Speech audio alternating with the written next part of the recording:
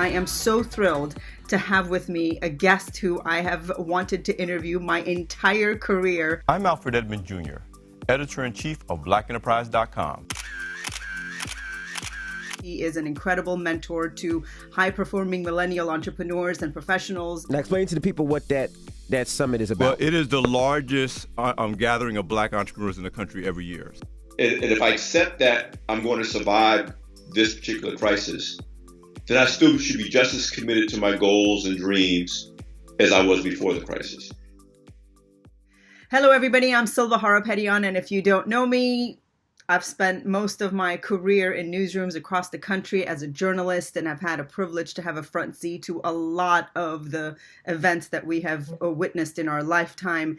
And with the crisis that we're facing, I felt it important to also create a platform to talk about the impact and the effect we're feeling personally, professionally, and as a community. First and foremost, welcome Alfred Edmond Jr. Thank you so much for joining us from New York. For anyone who doesn't know him, he's the executive editor-at-large of Black Enterprise. He's responsible for providing brand marketing and content leadership and expertise as a member of the multimedia company's senior management team. And he is not only an expert on business and economic trends, but he's also an expert in entrepreneurship and personal finance and leadership development and healthy relationships. He is not only a moderator and speaks live in front of rooms, he is an incredible mentor to high-performing millennial entrepreneurs and professionals and influencers and leaders around the country. I have personally looked up to him for many, many years and sort of learning from him from a distance, and also whatever opportunity I have to talk to him in person. He's an incredible journalist and has been in the business for so many years that his knowledge is incredibly valuable.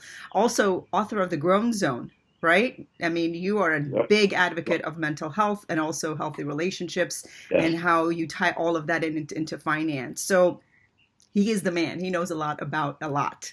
You know, this is such an informal interview that we're obviously doing this over Skype, so I'm going to excuse myself for 1 second, and I should have done this earlier and I didn't think of it. I'm going to close this window real quick because I hear the planes going by and I don't want to have this sound of the planes on our interview. So my apologies.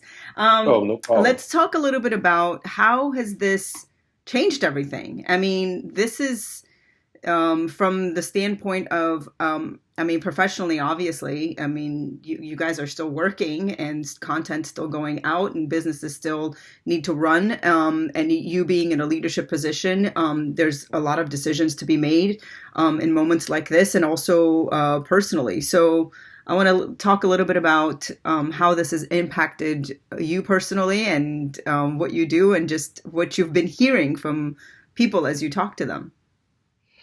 Well, professionally speaking, let me start with just me personally. It hasn't really been a huge adjustment for me. In part because starting about 5, almost 6, it'll be 6 years ago, actually 6 years this month. I didn't think about that. 6 years as of April 5th, this month will be when I kind of reorganized my work life to maintain my senior VP position at Black Enterprise, but I was at a stage in my life where I wanted to create more time to do other things, other entrepreneurial things, other life goals. My children are all grown and out of the house and on their own. It's just me and Zara. I got health, I got bandwidth, and I was like, after I'm in my 33rd year at Black Enterprise, so this kind of train of thought maybe started about 8 or 9 years ago. After like maybe 25 years at BE, running the magazine, running the website, being a chief content officer, I was at a stage like, I want to try to do some other things. And so I worked it out with our CEO, Butch Graves, where I was still a senior executive. I'm part of the senior team of the company, but I only go into the city 2 to 3 times a week to work physically from Black Enterprise, which gave me time to do all the other, some of the things you talked about, do the book, start The Grown Zone with my wife, Zara.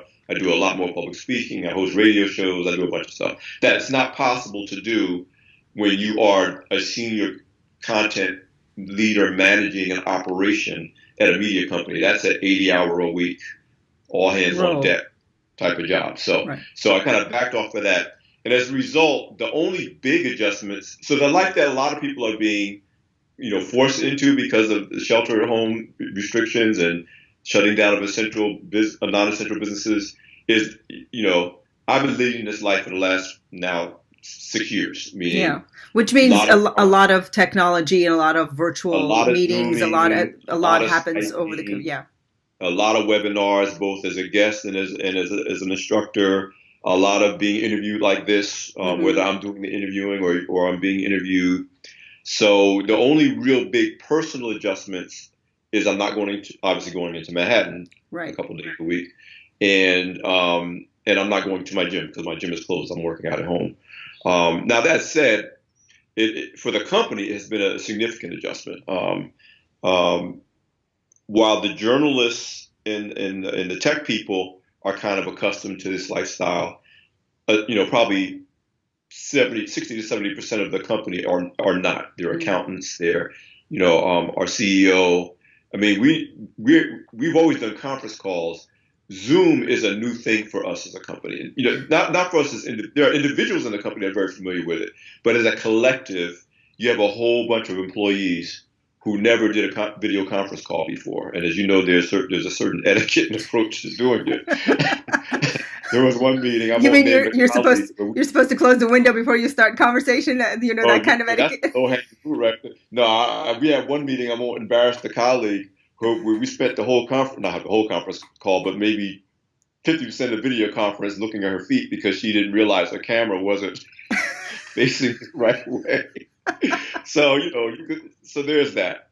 But the biggest impact on Black Enterprise in particular as a company, this goes to how we do our business.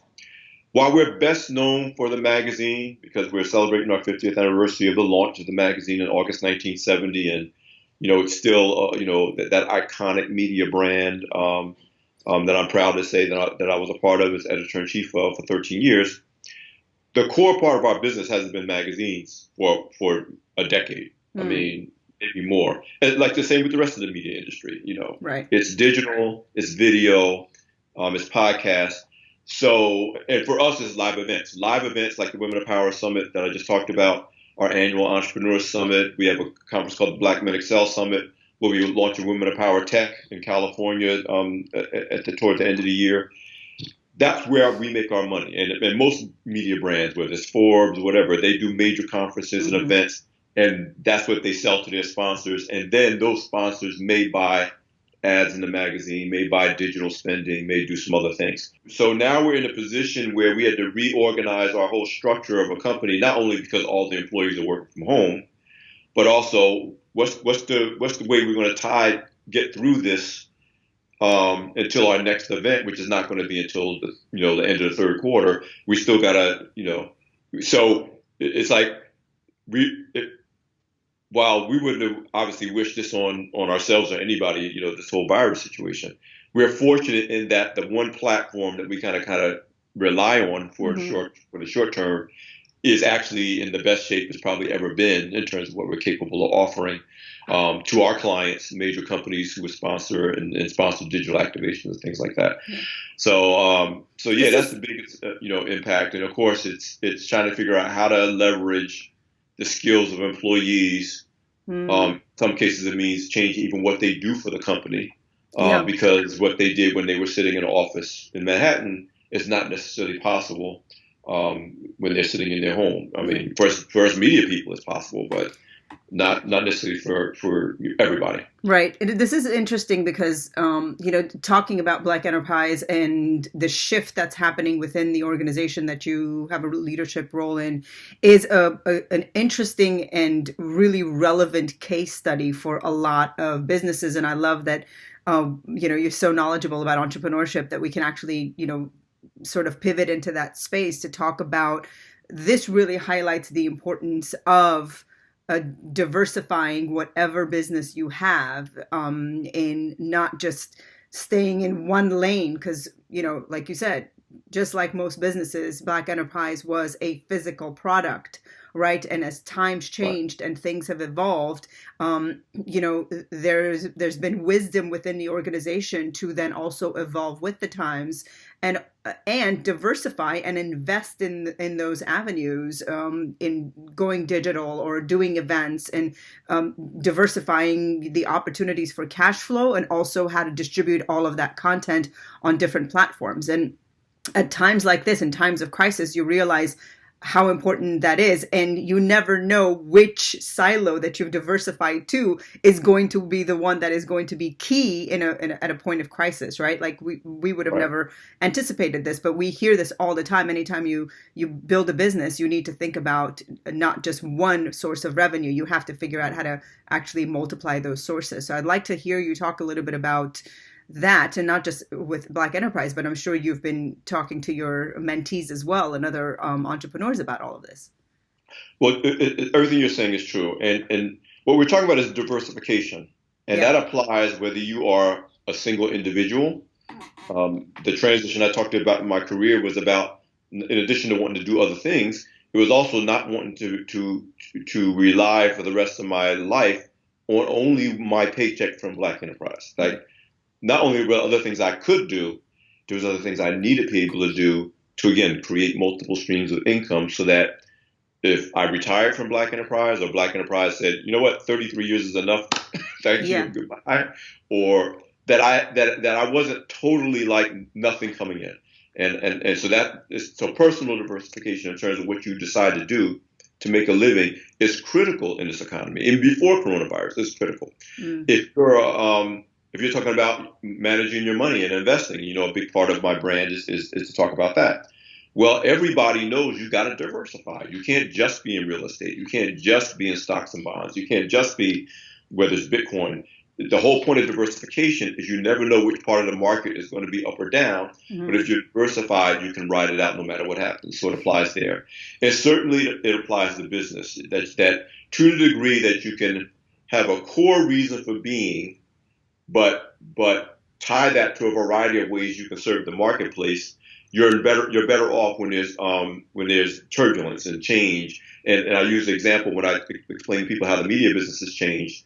When Black Enterprise was just a single magazine publishing company, and we were very healthy and fine for 35, almost 40 years with just that one magazine, and then spinning some things off of it, but the magazine was the driver. That was the equivalent of being a tomato farmer. Mm-hmm. And all we sold was tomatoes. What do? We sell tomatoes. Now I tell people we still make tomatoes being content, or grow tomatoes. But now we sell ketchup, we sell diced tomatoes, we sell canned tomatoes, we sell tomato sauce. We are now processing content or tomatoes in ways that can be delivered on different platforms to different people.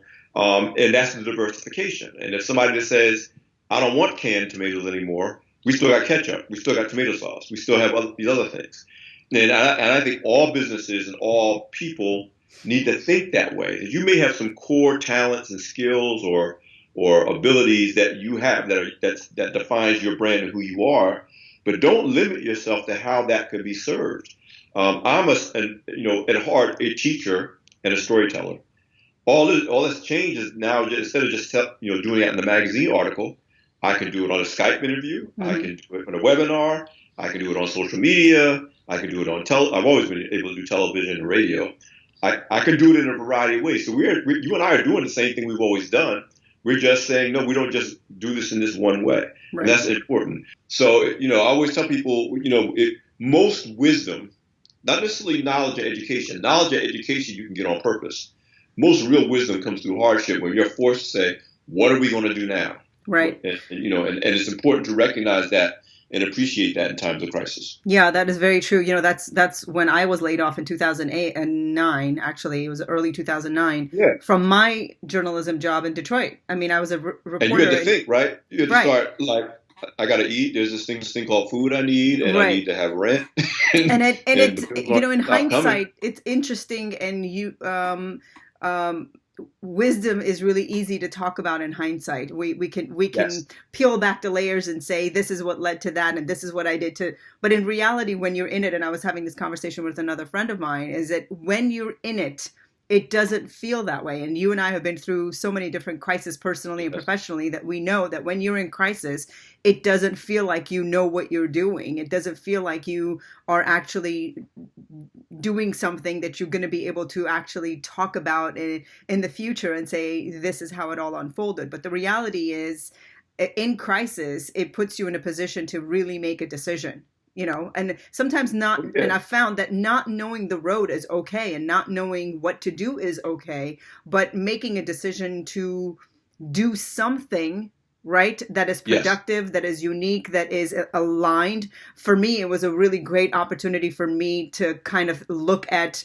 my career just like you and say, do I want my paycheck to come from one source? And what other skills do I have? And what are those skills that I really enjoy and those services that I really enjoy helping people with that I can build other things around? And if you use, and this is a perfect opportunity in this crisis that we're in, to ask those questions for everyone who's at home. We're kind of forced to sit still and to be calm and to listen, but this is an opportunity for you to kind of go, okay, the life I have is great, and I might be able to go back to work, and this paycheck might still keep coming in, but in reality, what happens in 10 years? What happens if I get laid off? What happens if, gosh, we wouldn't have ever think of the pandemic hits? What do I do next? Right. For people like you and I, our lives really haven't stopped. I mean, I've been working, and in fact, I've just been sort of going back and catching up on all of the stuff that I needed to do that I didn't get a chance to do. So I see people posting on social media about how bored they are, and I'm like, gosh, can I give you some of my work? You can catch up on some of the stuff that I need to do. I have no idea what these people are talking about. You're bored. I mean, I guess everybody's different. Yeah. I mean, I haven't been bored since I was in junior high school, so I don't even know what that means. But I mean, the thing that I want to pick up on is this idea that we've been through crises before, and I'm older than you are, so I've been through more crises. Somebody on Facebook asked yesterday, how has this coronavirus crisis changed you? And I said, it hasn't really changed me because this is not the first crisis rodeo I've been to. Right. And the important thing that I've gained over the years is, while I don't know what I'm necessarily going to do in this moment in the current crisis, like you said, you don't think of it as wisdom. You just think of it, what can I do? What can I do? Mm-hmm. But now I have the benefit, and I tell people all the time, if you think about it, you've been in crisis before, and you can draw on the way your mindset from surviving those previous crises to make better decisions in the current crisis. So I have a certain level of confidence and peace, not that I don't have my share of anxiety, because when I'm anxious, I think back to the last crisis or the last crisis before that and think about, well, what happened? What did you do? First of all, you get reassurance where you actually got through it, so you can do this. Right. And then it's, okay, let me get through this. So crisis, if you survive it, actually can turn into an asset for you. Your ability to navigate through crisis, to remember the lessons that you learned, to whether you learned it the hard way because things didn't go well, or you learned it the easy way because things they did. And that's those skills that I'm relying on right now. I'm thinking back to 9/11. I'm thinking back to my year of living with a prostate cancer diagnosis. I'm thinking back to, the period when I had really married in an unhealthy, unsuccessful way, and the impact that I had, and the times when I thought, oh my God, I don't know if I can take this anymore. And, I can name probably 6 crisis periods in my adult life that now I can draw upon when I was like, I don't know what I'm going to do, but I got to do something. Those of us who have been in crisis, and particularly those of us who have worked in the media industry, we are constantly managing crisis because we're covering the crisis, right? We have a different ability to process and different mindset when it comes to stuff like this. For most people who have worked in offices, who have jobs that aren't like ours, who have maybe not had the kind of challenges that we have been fortunate enough to have and navigate through, how do we adjust our mindset to manage this crisis and come out on the positive end of things when we're coming out of it on the back end? Well, I can just tell you how I handle things. My first focus is simplifying things to those things that are literally within my sphere of control. I mean, like accepting that the crisis, if you will, is bigger than I am. I'm never going to know enough about what's going on. I can't control what the White House does or the president does. I can't control what government does. I can't control, people going down to have spring break and gathering despite the risk that it imposes. While I can be concerned about that, I can't control that. And anxiety happens when you become focused on things you can't control because you lose security. So all I think about, focus on is what can I actually do to be safe and to keep my space safe. That's because if that goes away, you can't affect anything else anyway. You can't get work done. You can't get built. You won't be able to focus. And I know what it means to be overwhelmed by anxiety and to be literally frozen in place so that's the first thing. Yeah, because if you stay there, you're constantly in survival mode, and we know that if you are constantly in survival mode, you can't do anything else. You're paralyzed. Well, it's either fight or flight. Right. If we're biologically programmed when we really feel under attack and anxious to either avoid, right, flight, or battle. And that's when you have people, you live around people and you can't be around them because of the way you might act, because you're reacting, you want to fight. Yeah. And so I'm just big on managing that part, the parts that I can control. And then it's if you keep that part under control, then you can think. Then you can get projects done. And that's my big thing. Often the biggest solution to anxiety is just getting stuff done. And it doesn't have to be even something important. It could be reorganizing your sock drawer. It's just the feeling of getting things done within the sphere of influence that you have. If you can take care of that, I'm a big believer in mental wellness. I have a standing appointment I've had for years with my therapist, not because I'm sick, but because I'm trying to stay healthy. So, now we do it remotely. In fact, I was trying to get him on a video conference call for the first time and it didn't work too well. But we do it by phone. I'm trying to break him into Zoom. But I still exercise, 6 days a week. I still talk to my therapist once a week. I eat. In other words, the things that I was doing when things were fine, sometimes when we get in crisis, we drop that stuff when that's the main thing that can help us cope with the stuff. Yeah. And so to the degree that I can, everything that I was doing before, I still do. I work out at home now instead of at the gym, but I don't say, oh my God, this is so crazy, forget it, I'm not working out today. Because I know what's going to happen. That'll snowball. And next thing you know, you're turning on CNN and you're hearing the death numbers and you want to stay informed, and you want, and again, Zara in particular knows people who are being directly impacted by this, and it's affecting her emotionally. You got to strike a balance between you got to be informed, you got to care, but you can't allow yourself to get so anxious about things that are really beyond your control. And sometimes that just means all I'm going to do is focus on this thing right in front of me that I'm doing. And by the way, that's a good way to live when you're not in crisis anyway. Right. I'm one of those people that likes to try to do multiple things at multiple times, and I got all these things going on. And most of the time, when I can calm myself down and shut out everything and focus on just the food on my plate. Right. Just talking to Silva right now. Well, I think deadline to meet. I know I have to eat. I know I'm trying to figure out when I'm going to train and when I'm going to call my aunt and But right now, I am talking to Silva. I like talking to Silva. It's a good thing. And none of the other stuff is going to change appreciably over the next hour. And in times of crisis, it's really important to be able to do that. Yeah. I think just working in a deadline-driven, environment for so many years, we're so programmed to do, and our brain just works that way and so many different things at the same time, and the reality is just because we can juggle doesn't mean we have to or we should. Oh, you're absolutely right. And because you can do it doesn't mean it's good for you. Changing my work life. I'm sorry. No, I was just the biggest benefit I got from changing my work life. It took me 2 years after this transition I made with Black Enterprise to realize that I could actually do things on my own schedule. Like when I felt like, I don't mean just work, just in general. Yeah. Like, because I've spent if I go back to being an editor, chief of my paper in college, I've spent like 30 years on deadline. Yeah. You know, whether it's for an article, whether it's for producing the publication, managing other people on deadline. And it took me 2 years to get to the point where to say, if you have a deadline, meet the deadline, but you don't have to live your whole life on deadline. Like you can decide that you're not going to eat breakfast at 8, you're going to eat it at 11. You can do that.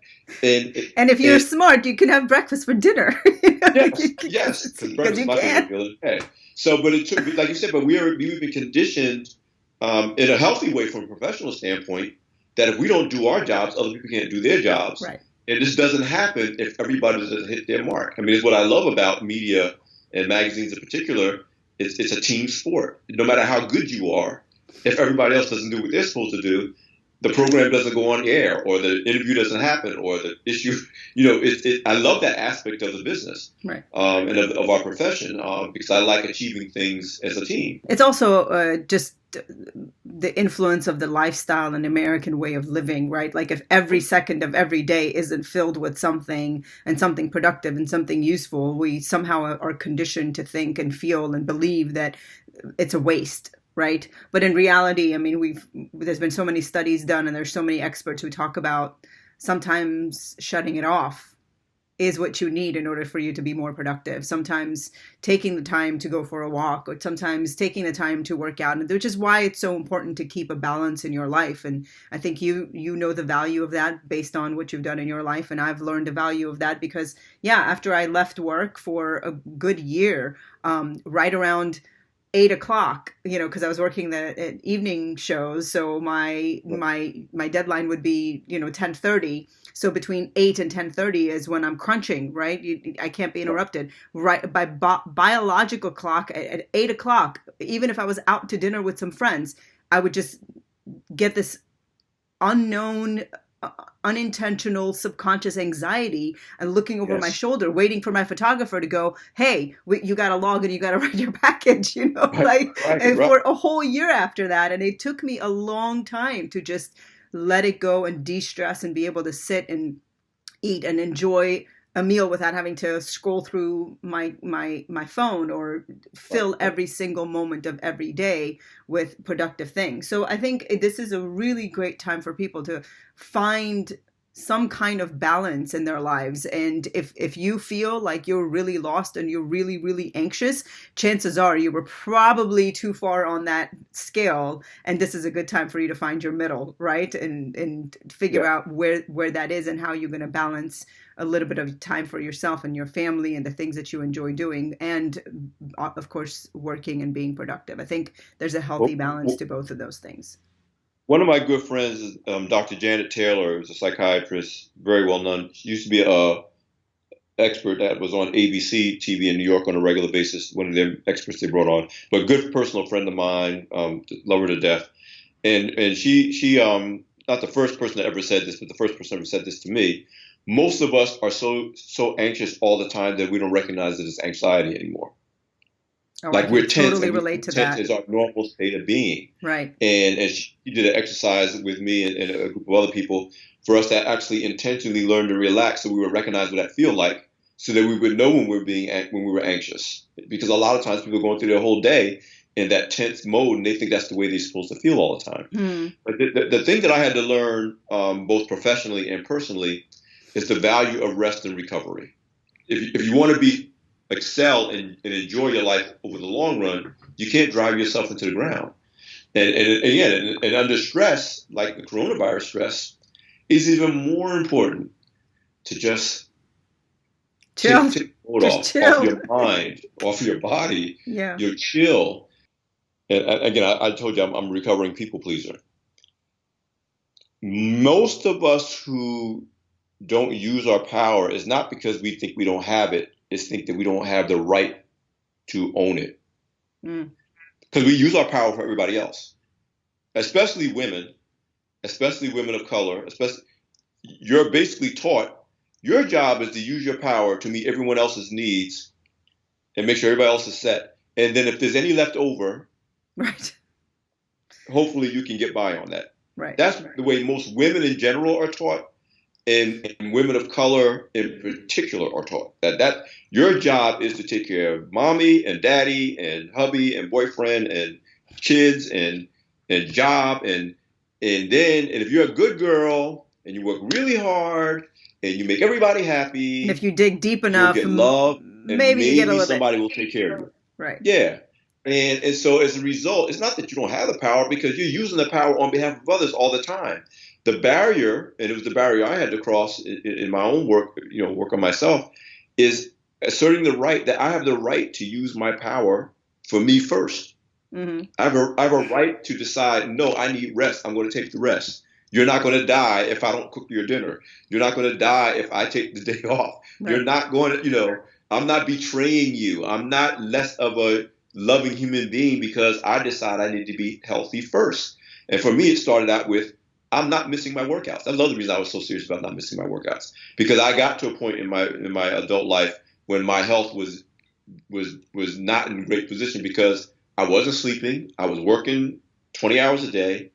I had, at that time it was my first marriage. I had young children. I had a wife, and I literally put myself last in everything. Mm-hmm. My mama, my relatives, and I was breaking down. And so my first step was like, you know what? If you can't give yourself an hour and a half a day just to do what you want to do, and what you want to do is go to the gym, what's the point of all this? Yeah. And at what point will I break down and not be able to do anything for anybody else either? Right. So again, this is a time when people have to, even in this crisis, and it's not even about being in crisis. A big part of my work with, whether it's mentoring entrepreneurs, whether it's our Grown Zone clients who want relationship education help, the first step is always, are you sovereign over your body? Are you sovereign over your life? Do you recognize that you have a right to do only what you want to do? I have a rule. I don't do anything. And again, this is the new me, as of the last 13 years or so. I do nothing out of guilt. I do nothing out of shame.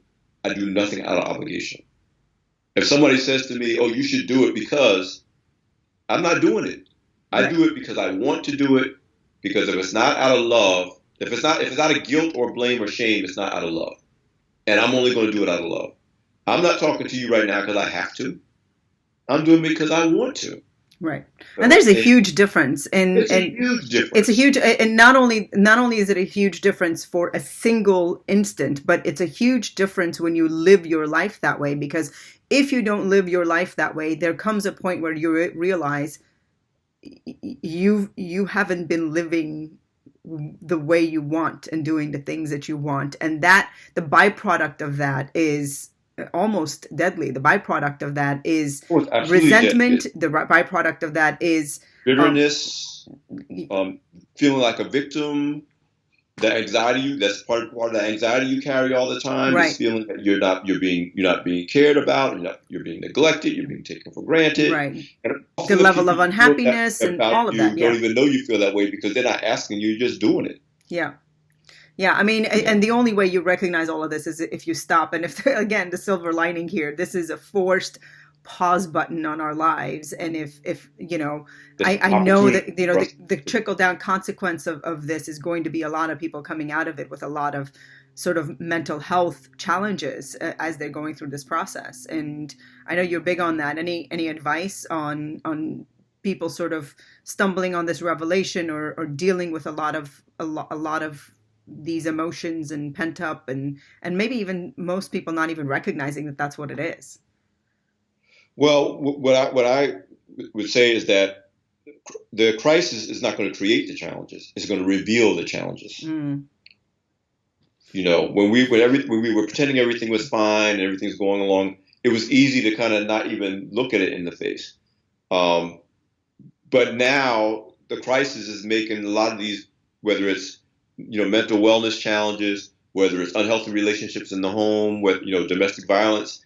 People say domestic violence is going up in the crisis. No, it was always there. Mm. It was just hidden. It was easy to camouflage in day-to-day life in a way that's harder to do when you're actually home all day with the person who is abusing you.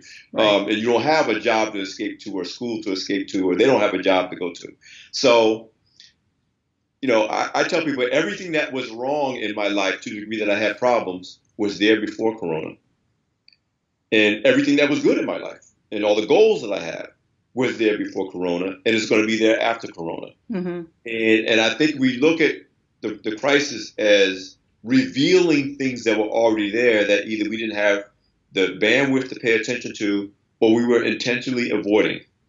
Like I know I was one of those people that stayed extra hours at the job to avoid coming home. Mm. Sometimes we're a workaholic, not because we're addicted to work, but we're allergic to home. and so now you don't have work as an excuse.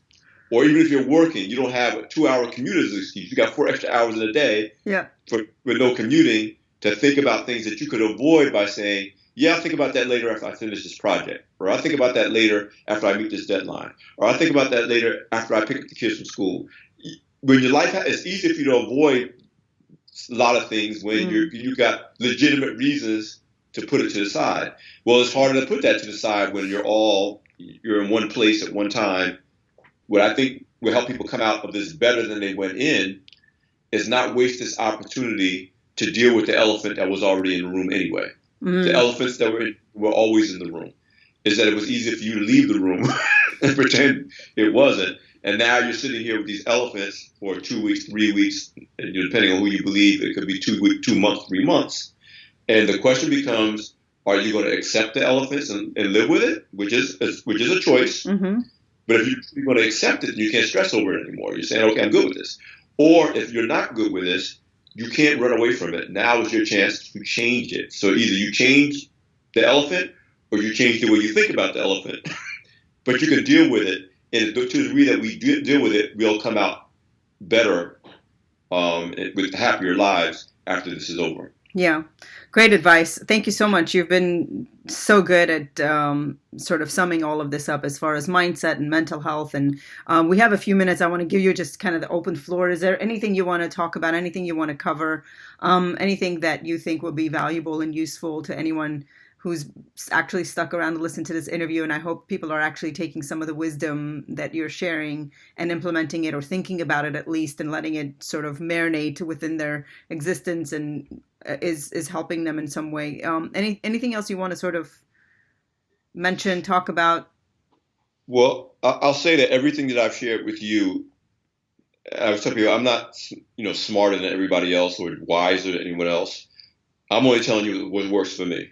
I mean, I have anxiety. I wake up some mornings and be like, oh my God, oh my God, oh my God, oh my God. I have problems. Some of those problems are being exacerbated in this moment as you wonder where your money is going to come from and how long is your job going to be there. I mean, I don't want to make people, feel like somehow they're abnormal because they have these feelings, because I have those exact same feelings. But what I can say is this, and I remind myself all the time. You say because of this virus, I could get sick or die tomorrow because of this virus. Well, the truth is that was true before you knew there was a virus. Everything that you're afraid of now because of the virus was true before the virus, was true before the crisis. Tomorrow's not promised. That was true before the crisis.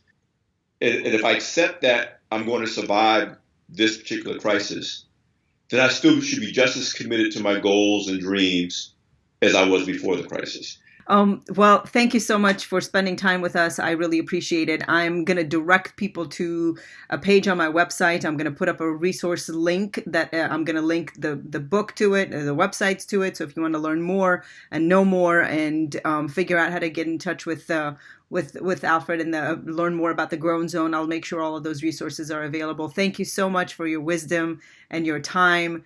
And and best of luck and health and safety to you in New York. And hopefully we'll all come out of this better and more prosperous and wiser and healthier on the other end. And so thank you so much.